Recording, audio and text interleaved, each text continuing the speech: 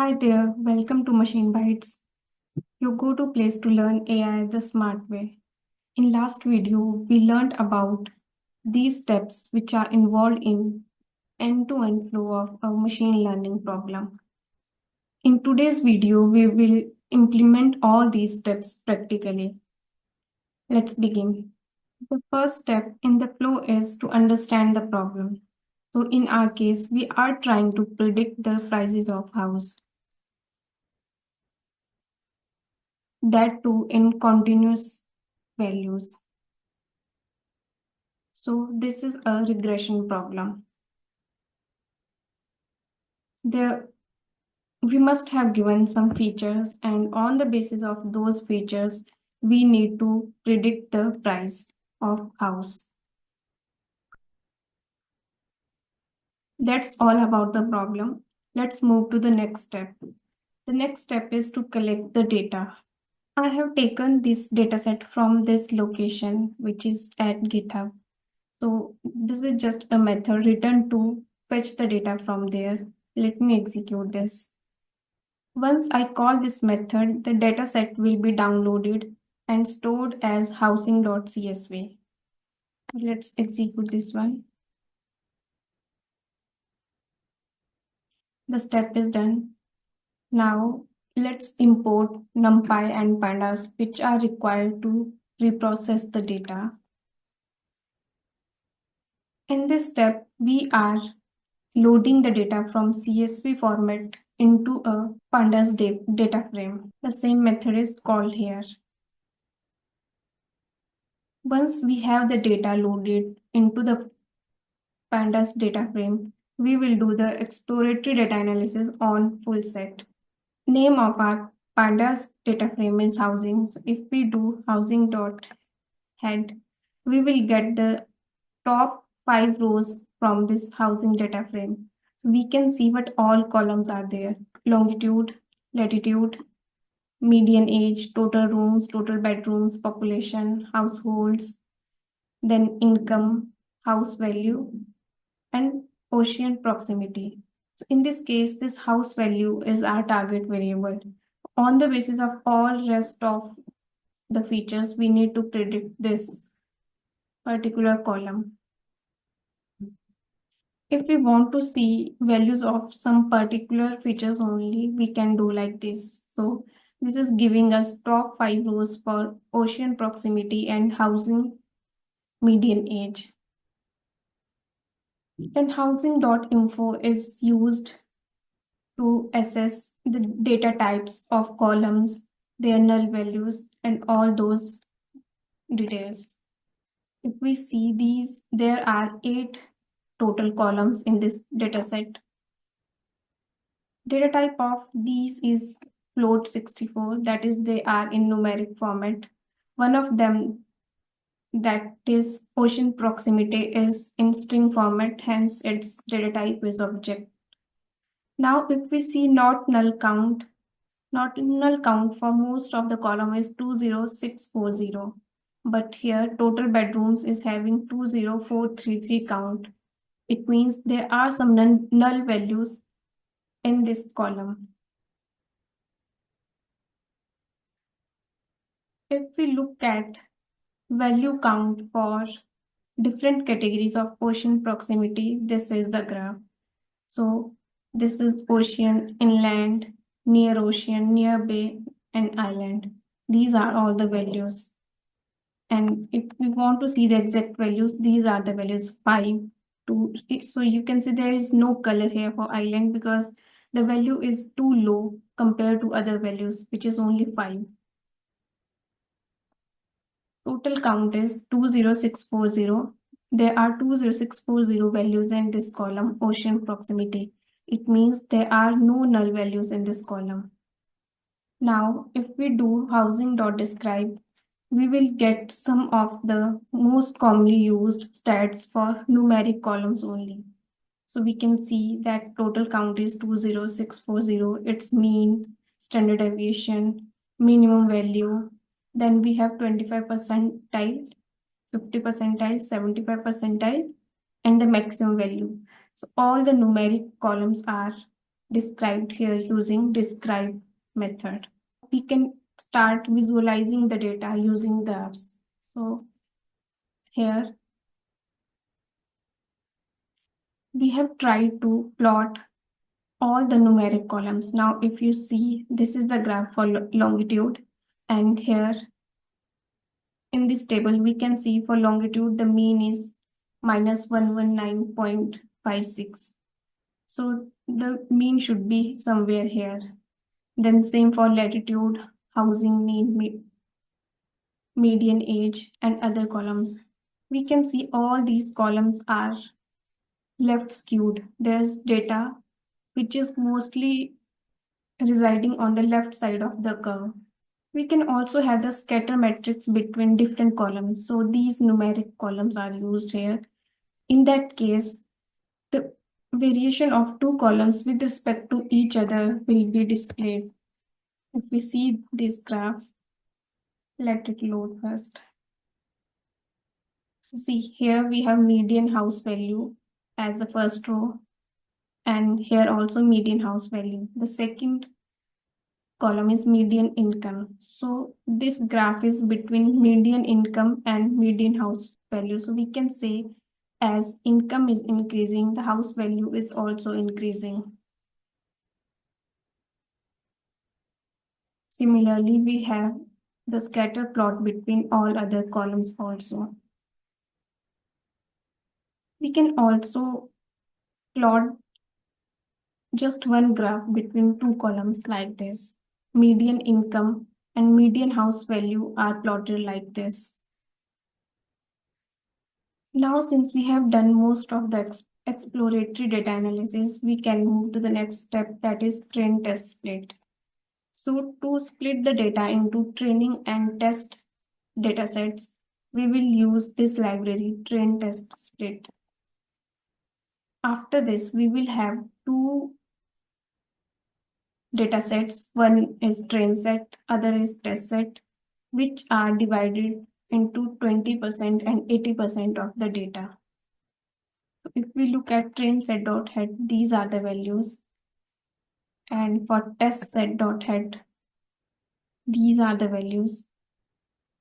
And we can also check their information. So we can see there are around 16,000 rows in train set dataset, while in test set dataset, we have around 4,000 values. Now, if we want to describe, we can do that as well. Let's describe the train set first.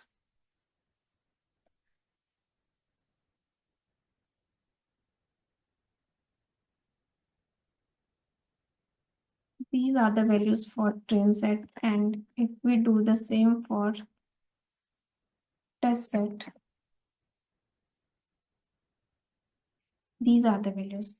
Now we can see mean here is 119.58, here it is 119.51. The next column is 35, here also 35. So we can say that the split is done without any biasing, and it's a balanced split. It's a balanced split between the classes. Once the data is split into train and test datasets, now we need to separate the features and the target column. So here we are dropping the median house value, which is the target column, to have the features with us, and the label will be only the column having value median house value. Now we have the train and test datasets separated. We can do the data pre-processing. Under data pre-processing, one thing we can do is impute the values wherever these are missing. So we saw earlier that there was one column where there were some null values. So we can fill those null values using simple imputer. If I execute this, now this simple imputer using median strategy is applicable only for numeric columns. So we need to have a dataset where only numeric columns are there. In that case, we need to drop the ocean proximity, which is not a numeric column. Once that is done, we can fit the imputer. and transform using that imputer. Similarly, for categorical columns, we need to encode them. So for encoder, we can use ordinal encoder or one-hot encoder. So it can be done like that. If we see categories, these are the categories which are encoded using ordinal encoder. So here, this pre-processing was done in individual steps. In step 1, we are using imputer. In other step, we are using the encoder. But to do that in a single module, we can use the pipeline. So pipelines can combine multiple pre-processing steps in one module only. Here we have created a numeric pipeline where simple imputer is used, and for scaling, standard scaler is used. So housing numeric dataset can be transformed using num pipeline.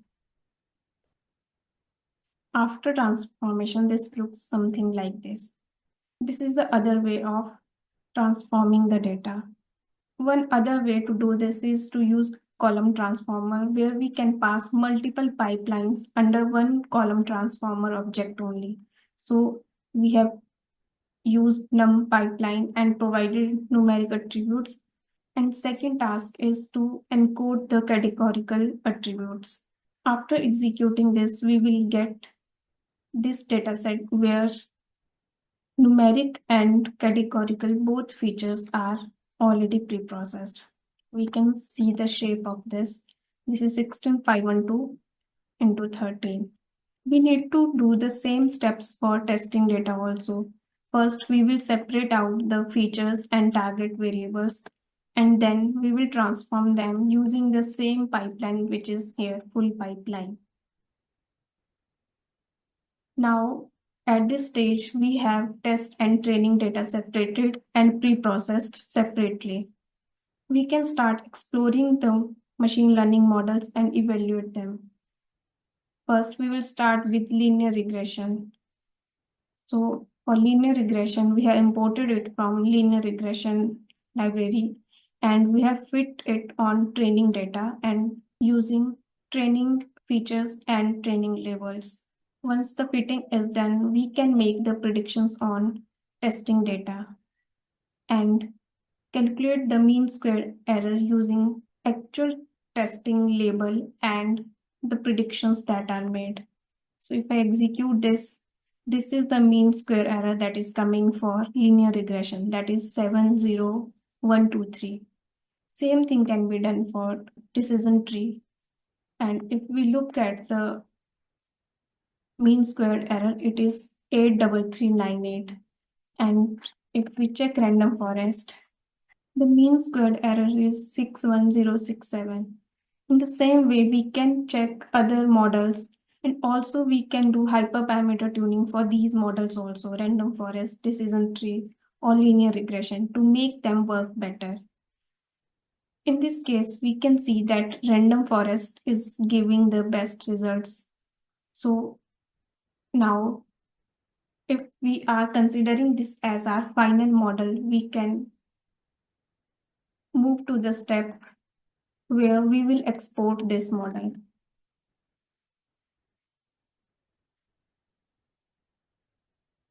In this end-to-end flow, we will use Pickle to export our model. So we will import the Pickle first, and then we will dump the forest regression model that is here.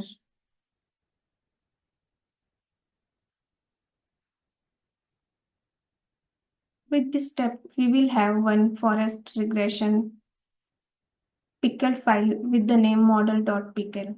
Now, whenever we want to use that, we again want to load that model first. So it can be done like that. Now we are doing model is equal to pickle.load and then make the predictions over that. So to make the predictions, I have used this from housing prepared. I have picked this one value and passed it here and make the prediction. So if I do This is the predicted value here. And if I look at the actual value, it should be, so this is the actual value and this is the predicted value. There is some deviation.